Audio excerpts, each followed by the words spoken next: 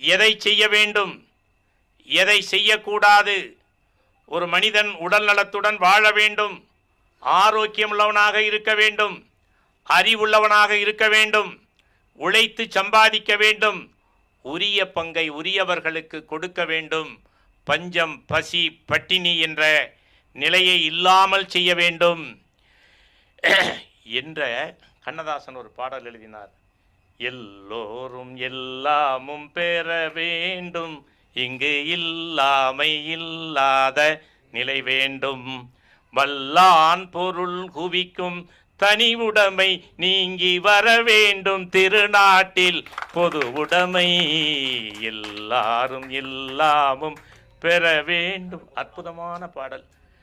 அதற்கு அடையாளமாக வாழ்ந்து காட்டியவர் என் தலைவன் எம்ஜிஆர்.